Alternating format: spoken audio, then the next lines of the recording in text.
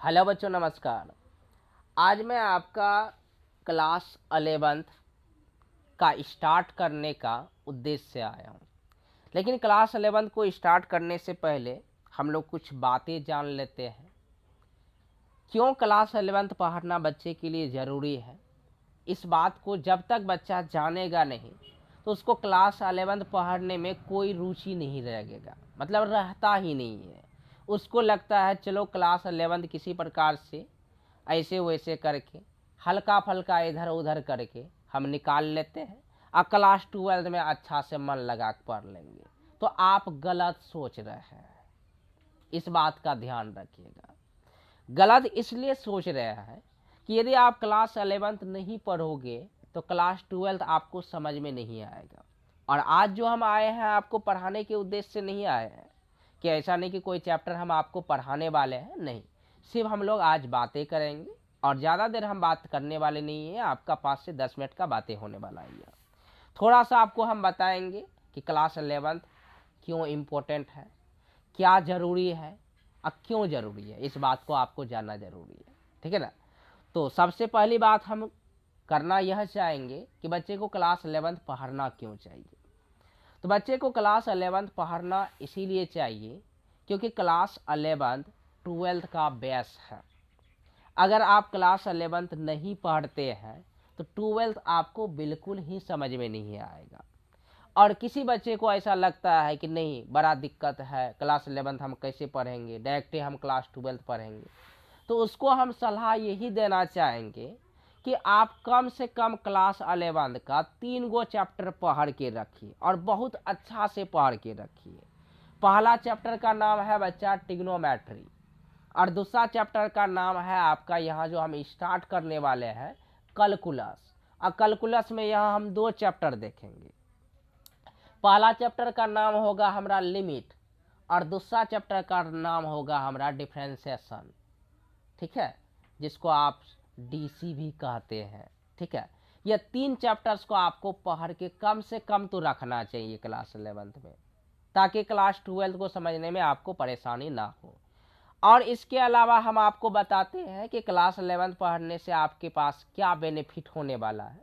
जब बच्चा आप क्लास 11th पढ़ लोगे ना तो अंदर 10th तक का मैथ आपका कंप्लीट हो जाएगा। क्योंकि अंदर 10th में आपने जो भी बातें पढ़ा था उसी को हम यहाँ विस्तार से जानने वाले हैं, थोड़ा ज़्यादा करके। जैसे क्लास 11th में 10th में आपने पढ़ा था त्रिकोणमिति, तो त्रिकोणमिति को हम यहाँ बहुत दिन तक पढ़ने वाले हैं। एक एक महीना, डेढ़ डेढ़ महीना तक पढ़ते हैं, तब जाके ख़त्म होता है। ठीक है। इसके अलावा यदि हम बात करें तो आपने क्लास 10 में पढ़ा था कोऑर्डिनेट ज्योमेट्री, तो यहाँ पे भी हम कोऑर्डिनेट ज्योमेट्री को विस्तार से जानते हैं। क्लास 11th में आपने पढ़ा था स्टैटिक्स, जिसको आप कहते हैं माध्य बहुलक, उसको भी हम लोग यहाँ हम विस्तार से जानते हैं।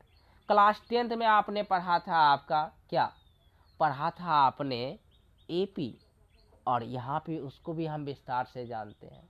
तो जितना चैप्टर आपने क्लास 9th और 10th में पढ़ा था उसका हम यहाँ डीप जानने का प्रयास करते हैं। और यही कारण है कि बच्चे को क्लास 11th पढ़ना चाहिए। ठीक। अब कल से जो है आपका हर एक दिन हमारा प्रयास यही रहता है। टाइम सेट नहीं हो पा रहा था मॉर्निंग स्कूल के कारण, और इससे तो होता क्या है आप भी जानते हैं अच्छी तरह से, और नहीं जानते हैं तो थोड़ा हम बता देना चाहते हैं कि हमारा हर दिन का क्लास कम से कम 10 घंटे का होता है। मतलब 10 घंटे का बैच हमारा ऑफलाइन चलता है।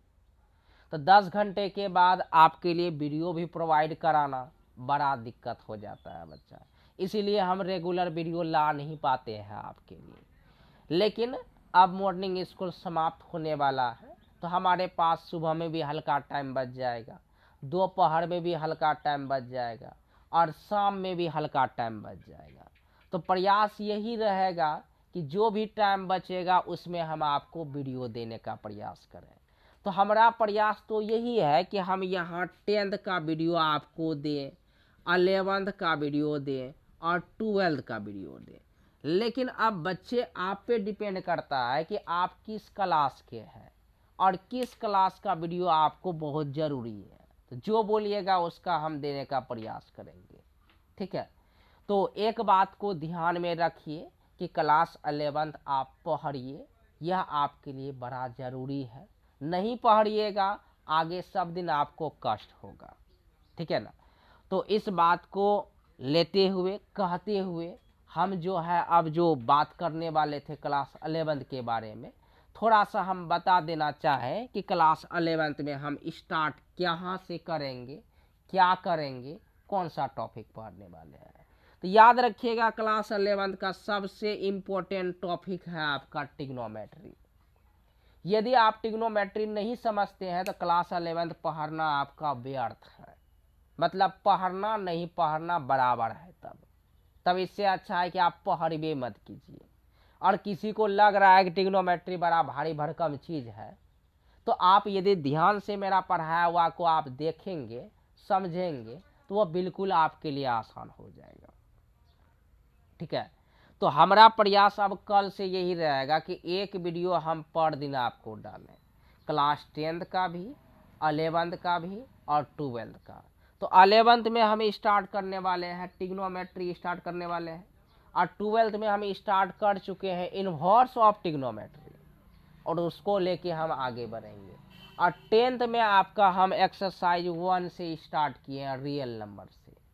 यहाँ पे भी आप यदि कोई एक्स्ट्रा चैप्टर बोलिएगा तो उसको हम इसका स्टार्ट करके आगे बढ़ जाएंगे, ठीक।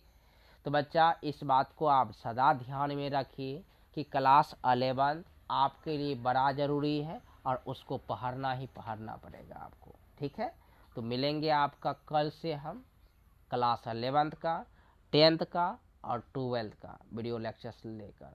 तो बच्चा आज के लिए इतना ही, धन्यवाद।